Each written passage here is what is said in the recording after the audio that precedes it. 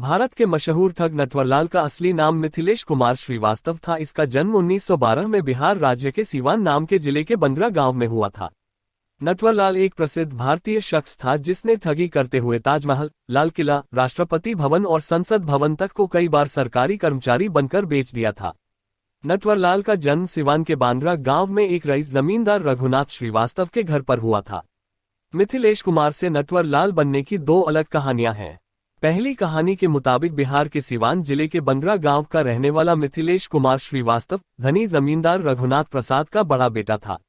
मिथिलेश पढ़ने में एक औसत छात्र था। पढ़ाई के बजाय फुटबॉल और शतरंज में उसकी रुचि ज्यादा थी। कहते हैं कि मैट्रिक की परीक्षा में फेल होने पर मिथिलेश को उसके पिता ने बहुत मारा, जिसके बाद वह कलकत्ता भाग गया। उस समय उसकी जेब में सिर्फ 5 रुपए थे। कलकत्ता में मिथिलेश ने बिजली के खंभे के नीचे पढ़ाई की। बाद में सेठ श्री केशवराम जी नाम के एक व्यक्ति ने मिथिलेश को अपने बेटे को पढ़ाने के लिए रख लिया। मिथिलेश ने सेठ जी से अपनी स्नातक की पढ़ाई के लिए पैसे उधार मांगे, जिसे सेठ जी ने देने से मना कर दिया। सेठ जी के मना करने से मिथिलेश इतना चिढ़ गया कि उसने रुई की गांठ खरीदने के नाम पर सेठ जी से 4.5 लाख ठग लिए। दूसरी कहानी ये कहती है कि एक बार मिथिलेश को उसके पड़ोसी सहाय ने बैंक ड्राफ्ट जमा करने के लिए भेजा। वहां जाकर मिथिलेश ने सहाय के हस्ताक्षर को हूबहू कॉपी किया। उस समय मिथिलेश को पहली बार लगा कि वो जालसाजी का काम कर सकता है। उस दिन के बाद से मिथिलेश कुछ दिनों तक अपने पड़ोसी के खाते से पैसे निकालता रहा।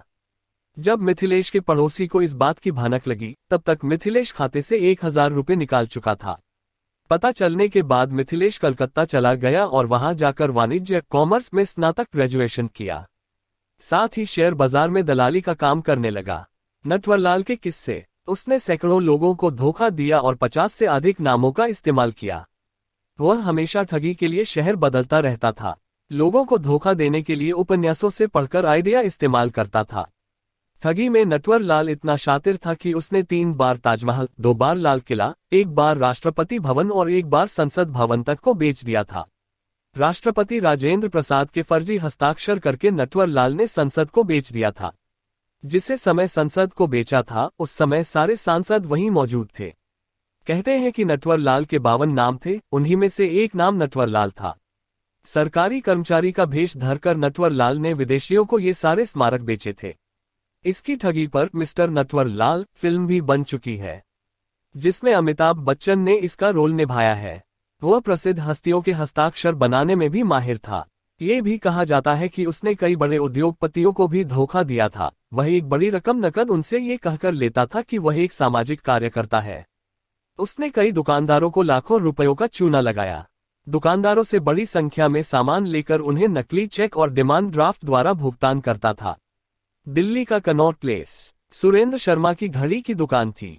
एक दिन सफेद कमीज और पैंट पहने एक बूढ़ा आदमी घड़ी की दुकान में जाता है और खुद का परिचय तत्कालीन वित्त मंत्री नारायण दत्त तिवारी का पर्सनल स्टाफ डी.एन. तिवारी रूप में देता है और दुकानदार से कहता है कि प्रधानमंत्री राजीव गांधी के दिन अच्छे नहीं चल रहे हैं, इसलिए उन्होंने पार्टी के सभी वरिष्ठ लोगों को समर्थन के लिए दिल्ली बुलाया है और इस बैठक में शामिल होने वाले सभी लोगों को वो घड़ी भेंट करना चाहते हैं, तो मुझे आपकी दुकान से 93 घड़ी चाहिए।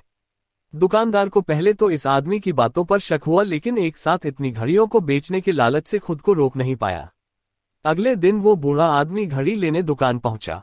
दुकानदार को घड़ी पैक करने की बात कह एक स्टाफ को अपने साथ नॉर्थ ब्लॉक वो जगह है जहां प्रधानमंत्री से लेकर बड़े बड़े अफसरों का ऑफिस होता है, ले गया। वहां उसने स्टाफ को भुगतान के तौर पर 32,829 रुपये का बैंक ड्राफ्ट दे दिया। 2 दिन बाद जब दुकानदार ने ड्राफ्ट जमा किया तो बैंक वालों ने बताया कि वो ड्राफ्ट फर्जी है। फिर दुकानदार को समझ आया कि वो बूढ़ा आदमी नटवरलाल था और इसके बाद वित्तमंत्री वीपी सिंह तो कभी वाराणसी के जिला जज का नाम तो कभी यूपी के सीएम के नाम पर नटवरलाल अलग अलग शहर में दुकानदारों का चूना लगाता रहा। नटवरलाल को 9 बार गिरफ्तार किया गया था, लेकिन हर बार वह जेल से भागने में सफल रहा। उसे जालसाजी के 14 मामलों के लिए दोषी ठहराया गया था और 113 साल की सजा सुनाई गई थी, लेकिन उसने मुश्किल से 20 साल जेल में बिताए। आखिरी बार जब उसे 1996 में गिरफ्तार किया गया था तो उस समय उसकी उम्र 84 साल थी, लेकिन वह पुलिस को चकमा देने में फिर से कामयाब रहा। उस समय वह व्हीलचेयर का उपयोग करता था और उसे कानपुर जेल से दिल्ली इलाज के लिए अस्पताल ले जाया जा रहा था। नई दिल्ली रेलवे स्टेशन मौका पाकर वह गायब हो गया। इसके बाद उसे 24 जून 1996 को पुलिस द्वारा अंतिम बार देखा गया था। उस तारीख के बाद उसे फिर कभी नहीं देखा गया। नटवर लाल को अपने किए पर कोई शर्म नहीं थी। वह अपने आप को रॉबिन हुड मानता था, कहता था कि मैं अमीरों से लूटकर गरीबों को देता हूं। उसका कहना था कि मैंने कभी हथियार का इस्तेमाल नहीं किया, लोगों से बहाने बनाकर पैसे मांगे और लोग पैसे दे गए, इसमें मेरा क्या कसूर है। आखिरी बार नटवर लाल बिहार के दरभंगा रेलवे स्टेशन पर देखा गया था। पुलिस में पुराने थानेदार ने, जो सिपाही के जमाने से नटवर लाल को जानता था, उसे पहचान लिया। नटवर लाल ने भी देख लिया कि उसे पहचान लिया गया है। सिपाही अपने साथियों को लेने थाने के भीतर गया और नटवर लाल गायब था। ये बात अलग है कि पास खड़ी मालगाड़ी के डिब्बे से नटवर लाल के उतारे हुए कपड़े मिले और गार्ड की यूनिफॉर्म गायब थी। नटवर लाल पत्रकारों के भी बहुत प्रिय थे।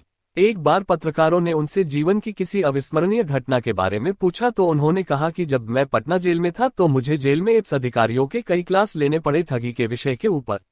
मृत्यु। नटवर लाल के वकील द्वारा 2009 में अदालत में ये कहते हुए अर्जी डाली गई कि नटवर लाल की मृत्यु 25 जुलाई 2009 को चुकी है, इसलिए उसके खिलाफ लंबित केस खारिज कर दिए जाए। नटवर लाल के छोटे भाई गंगा प्रसाद, जो कि गोपालगंज में रहता है, का भी कहना था कि नटवर लाल का अंतिम संस्कार रांची में कर दिया गया है, परंतु आज तक इसके कोई पुख्ता सबूत या सरकारी दस्तावेज उपलब्ध नहीं है।